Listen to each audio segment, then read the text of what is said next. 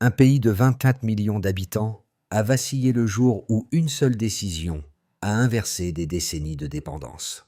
Alors que les importations agricoles dépassaient 2,7 milliards de dollars par an, le choix brutal de couper ce flux a créé un contraste saisissant entre risque immédiat et espoir stratégique.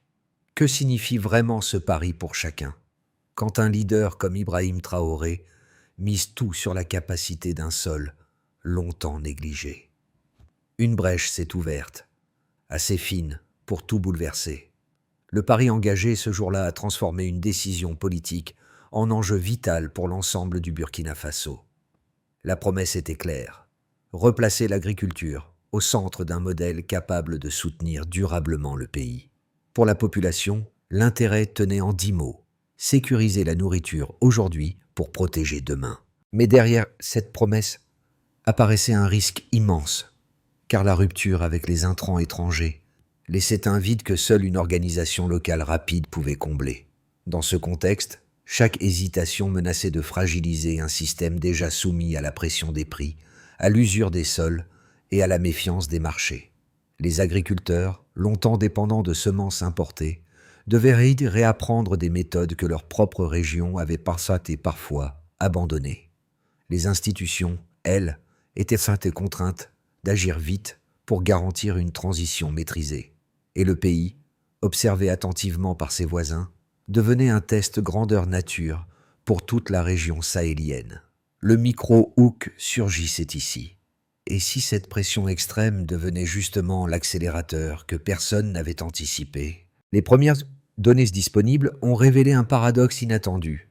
En moins de 6 mois, les importations alimentaires avaient chuté de 40%, alors que les récoltes locales affichaient une hausse de 15%.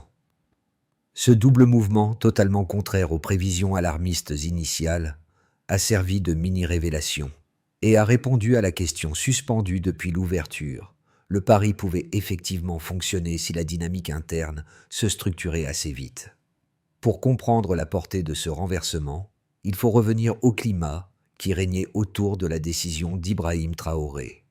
Le 16 mars 2023, lorsque les frontières se sont fermées aux semences et engrais venus d'Occident, le pays a basculé dans une zone d'incertitude totale. Les analystes prédisaient des pénuries massives. Certains diplomates parlaient même d'un effondrement agricole. Le Burkina Faso dépendait alors d'intrants importés pour nourrir plusieurs régions, et cette dépendance matérialisait des décennies de politiques orientées vers l'extérieur plutôt que vers les ressources locales. Ce qui expliquait en grande partie cette fragilité était le modèle agricole imposé au fil des ans: semences brevetées, engrais chimiques coûteux, fertilité des sols en recul. Chaque campagne confirmait davantage la dépendance vis-à-vis des multinationales, laissant aux agriculteurs peu d'autonomie dans le choix des variétés et des techniques. Traoré, en rompant avec ce modèle, souhaitait briser ce cercle et replacer l'agriculteur au cœur d'une économie redevenue locale. Les premières semaines étaient pourtant difficiles: prix élevés, stocks limités, incertitude généralisée. Pourtant, une transformation subtile se mettait en place. Les coopératives se multipliaient, les semences indigènes circulaient de village en village, et les formations sur l'engrais organique gagnaient du terrain.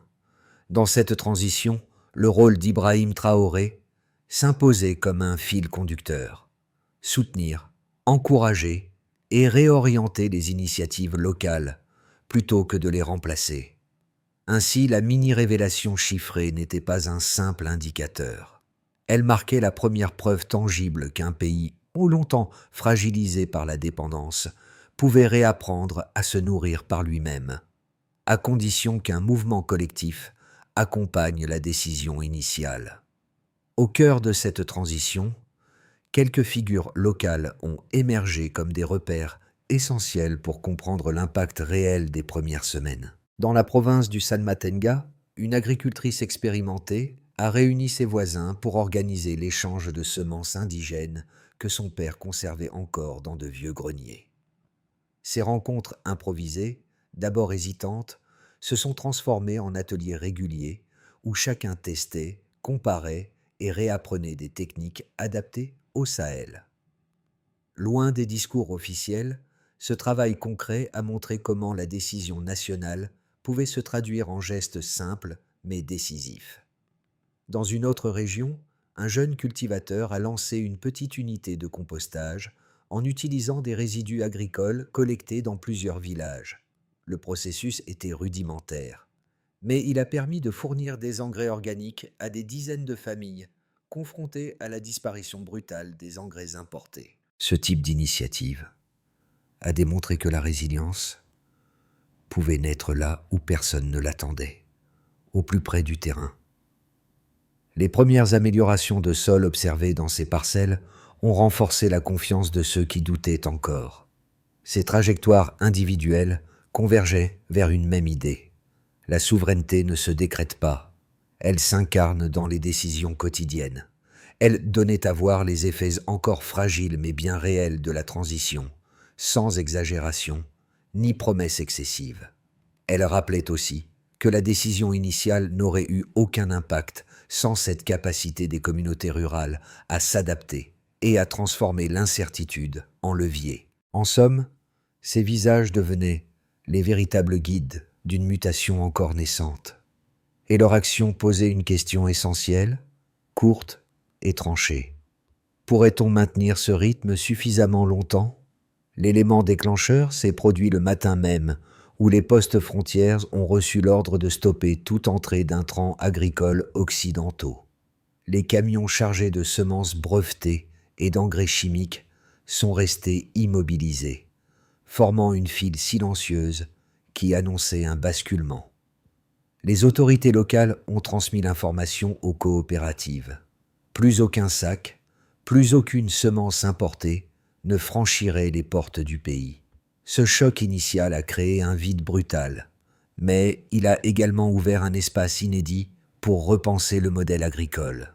Dans les premières 48 heures, les marchés ont réagi avec une nervosité extrême.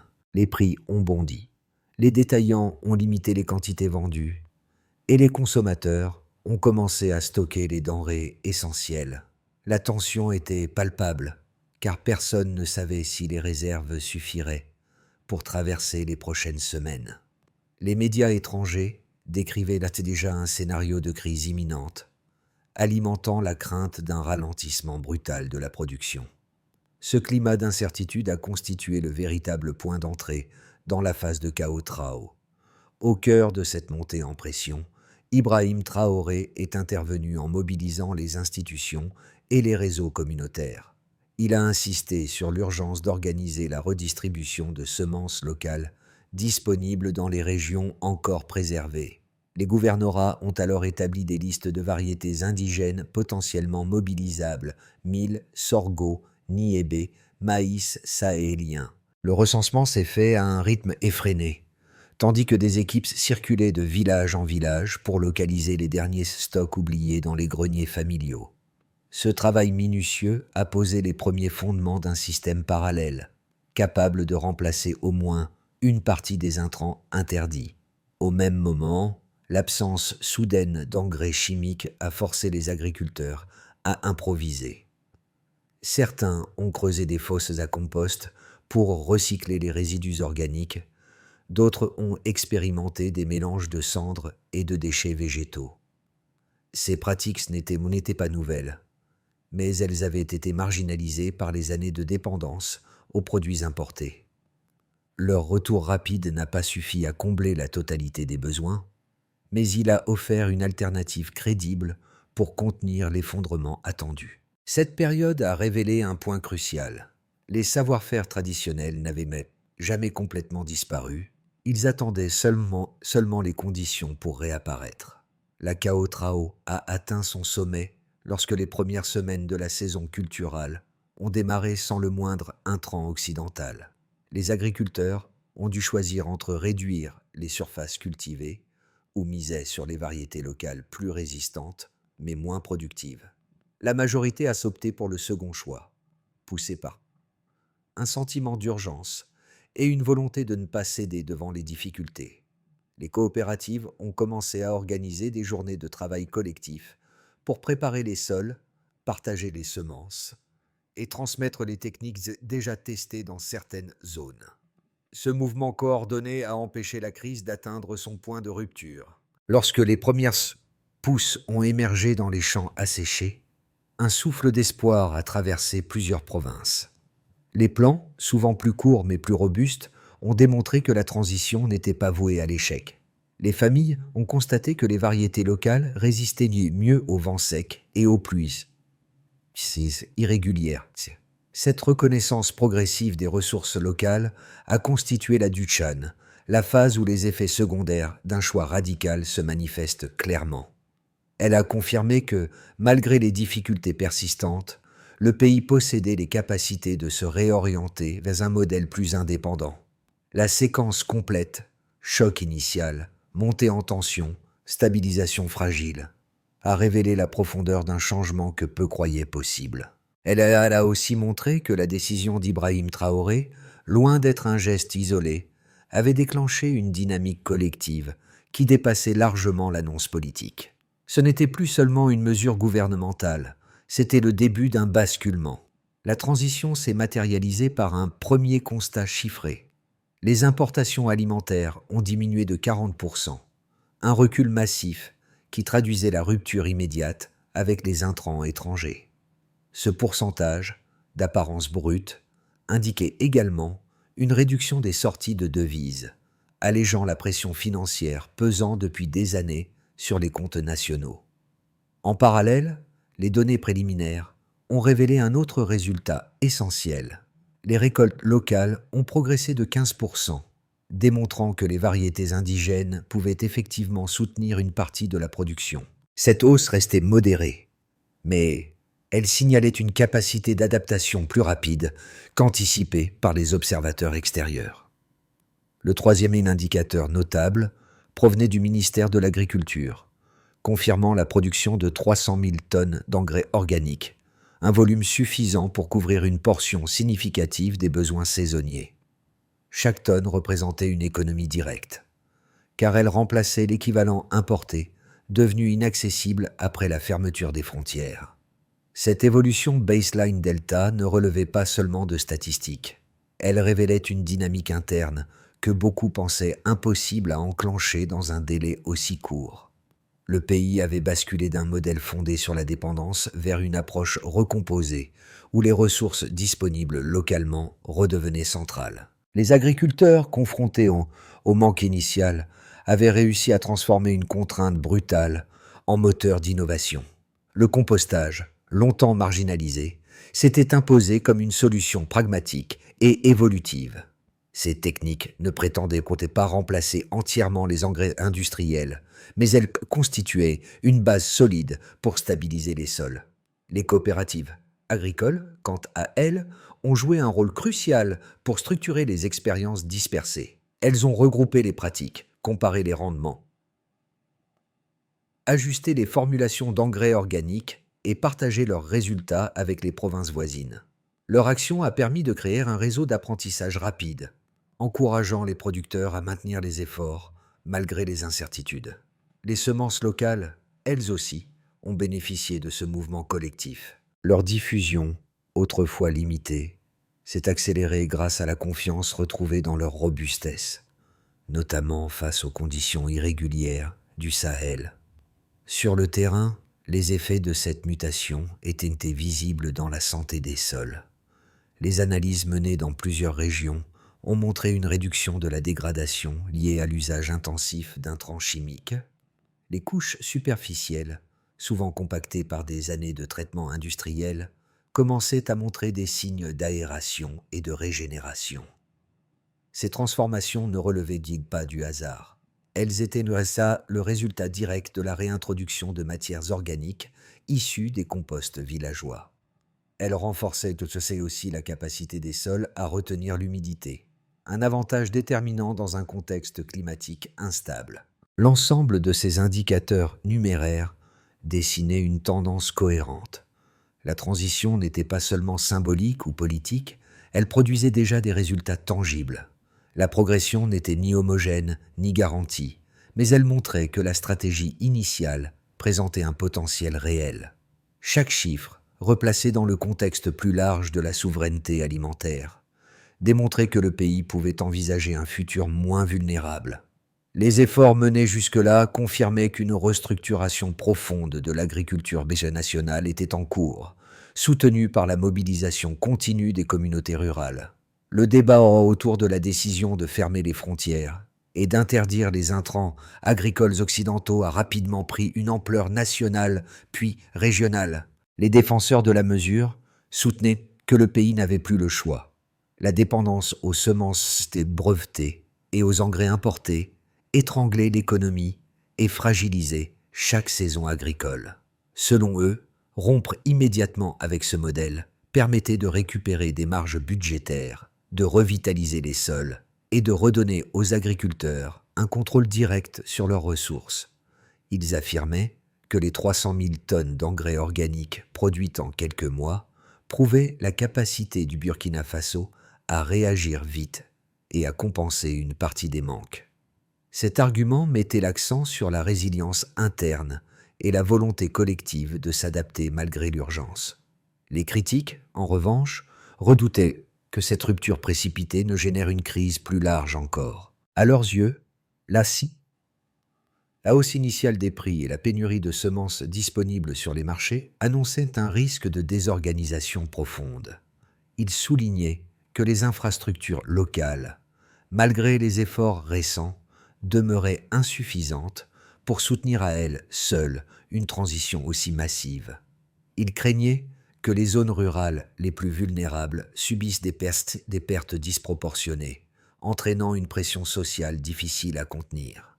Cette inquiétude était renforcée par la réduction des programmes d'aide extérieure, conséquence directe de la fermeté politique affichée par le pays. La confrontation entre les deux camps paraissait irréconciliable, mais un examen attentif des données montrait une réalité plus nuancée. Les premières hausses de production locale, estimées à environ 15%, révélaient que les variétés indigènes n'étaient pas seulement une solution par défaut, mais une alternative crédible. Les coopératives nouvellement structurées avaient réussi à stabiliser la distribution de semences locales, limitant les effets les plus sévères du retrait des intrants importés. Les résultats observés sur la santé des sols indiquaient également une amélioration progressive de la fertilité, confirmant que les engrais organiques pouvaient jouer un rôle plus durable. Ainsi, la réponse Stillman ne consistait pas à trancher entre optimisme absolu et catastrophisme annoncé. Elle montrait qu'en dépit des risques bien réels, les preuves disponibles suggéraient une capacité d'adaptation supérieure aux attentes. La transition restait fragile, mais elle n'était ni improvisée ni vouée à l'échec. Elle avançait par ajustements successifs, guidée par des données concrètes et par l'engagement continu des communautés agricoles. Un point de bascule apparaît. La première récolte issue quasi exclusivement de semences indigènes a surpris même les techniciens les plus prudents. Dans plusieurs provinces, les rendements, bien qu'inégaux, ont dépassé les scénarios établis au début de la transition. Cette progression n'était pas spectaculaire en chiffres, mais elle révélait une logique nouvelle. Les variétés locales, longtemps considérées comme secondaires, présentaient une régularité que les semences importées ne garantissaient plus. Cette révélation a modifié la dynamique du débat, car elle montrait que l'adaptation pourrait dépasser la simple phase de survie. Les agriculteurs, encouragés par cette stabilité inattendue, ont renforcé les coopératives et accéléré l'adoption de techniques fondées sur les ressources locales. Pour eux, le risque initial semblait désormais plus gérable, presque tangible dans son potentiel. Les zones autrefois dépendantes d'intrants importés commençaient à observer des signes de résilience, parfois modestes, mais suffisamment clairs pour inspirer les villages voisins. Ce tournant a également renforcé la position d'Ibrahim Traoré, car il offrait une validation partielle de sa décision.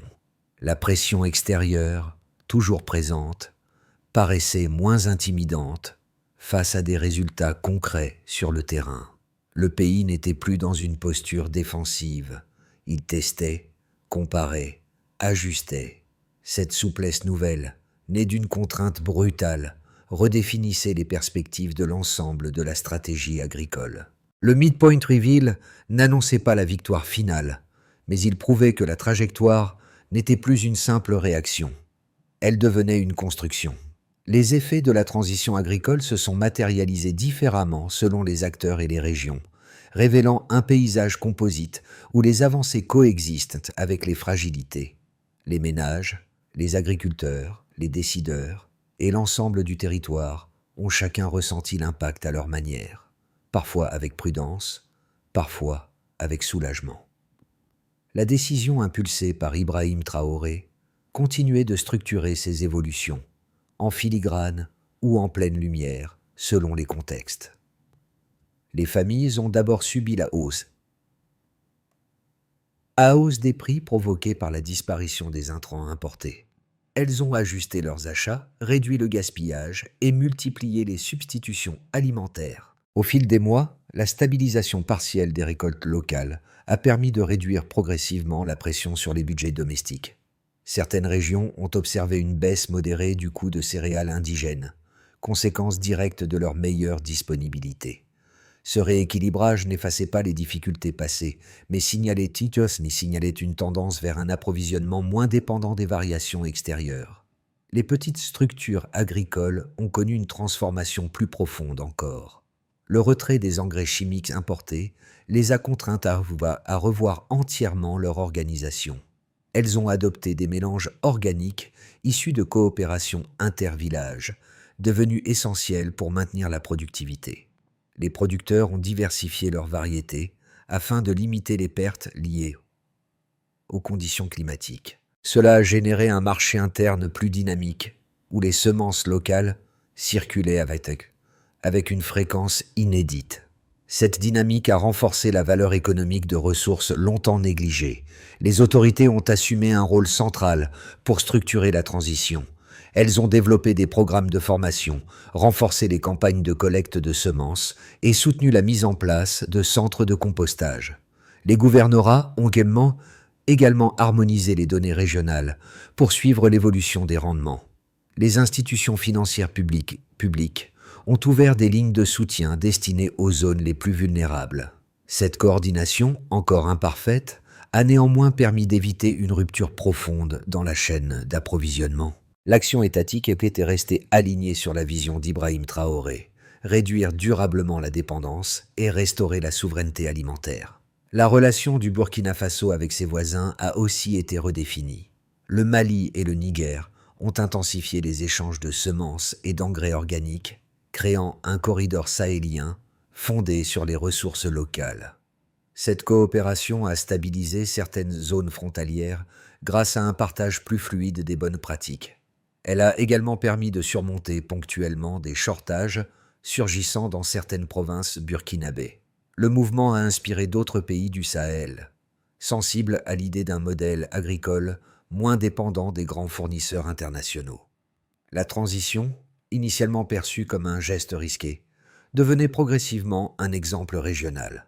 Ainsi, les conséquences concrètes dessinaient un nouvel équilibre, ni exempt de défis, ni dépourvu d'opportunités.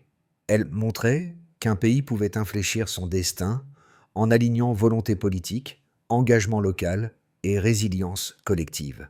Les mois à venir façonneront la trajectoire du Burkina Faso, car la transition engagée demande encore des ajustements structurants.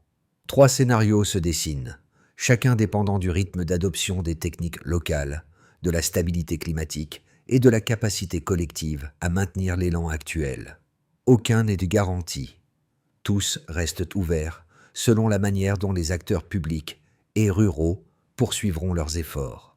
La première possibilité repose sur l'hypothèse d'un renforcement continu des coopératives et d'une progression stable des semences indigènes. Les rendements s'amélioreraient progressivement, permettant de couvrir une part croissante des besoins internes. Les centres de compostage intercommunaux atteindraient une cadence suffisante pour fournir des volumes d'engrais organiques plus réguliers.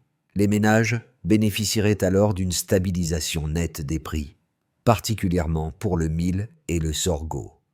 La coopération régionale avec le Mali et le Niger deviendrait un levier majeur, assurant un approvisionnement complémentaire en période de tension.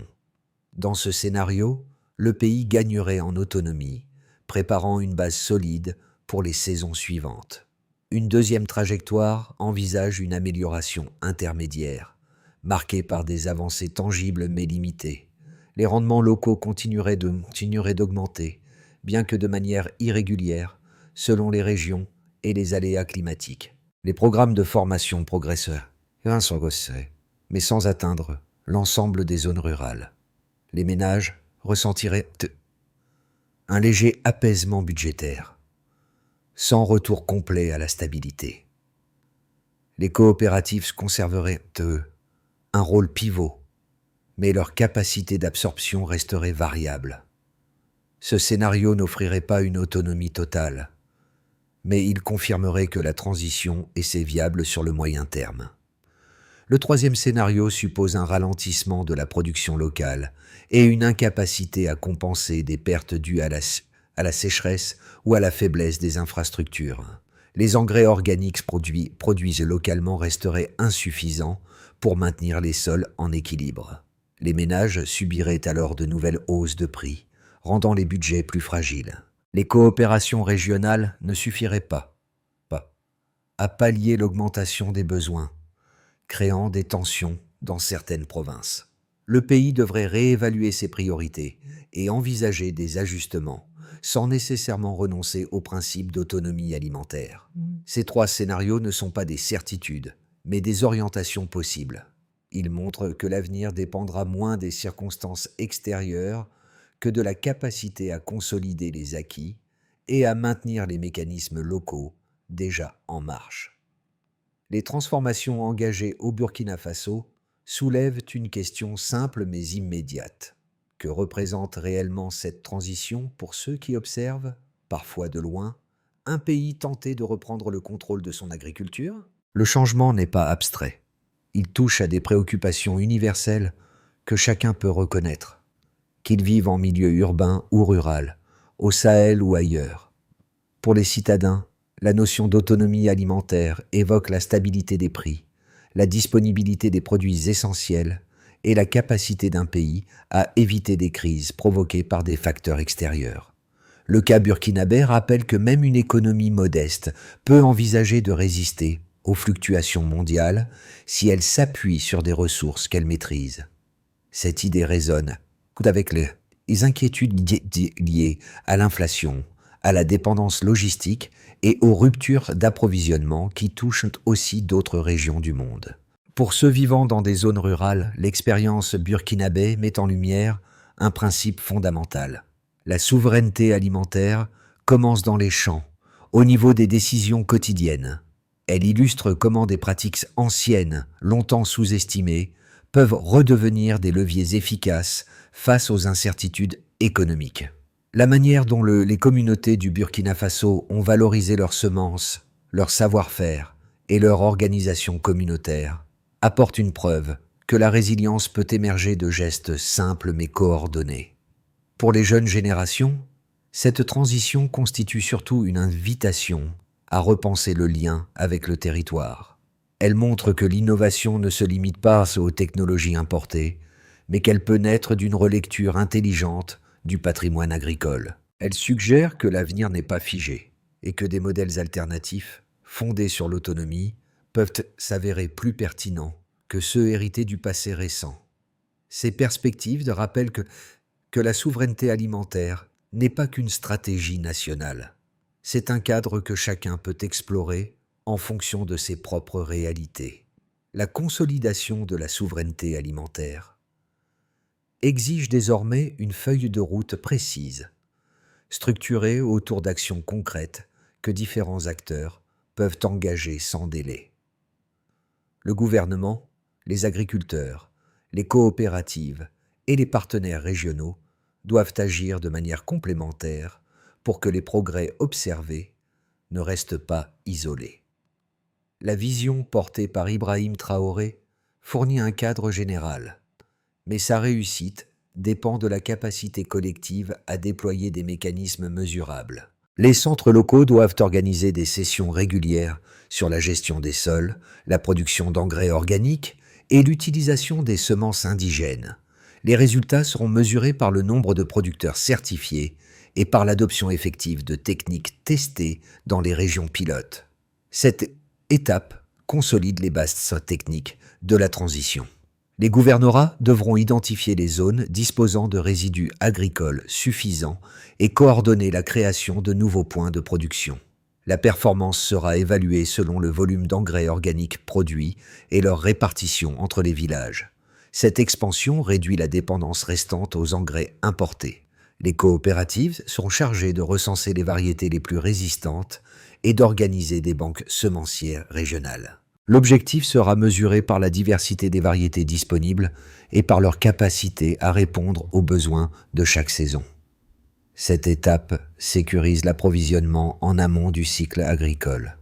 Le Burkina Faso, le Mali et le Niger devront harmoniser leurs flux de semences et d'engrais organiques pour amortir les variations climatiques. Les indicateurs de réussite incluront la régularité des échanges et la réduction des pénuries zonales. Ce corridor fait de la résilience une stratégie collective plutôt qu'isolée.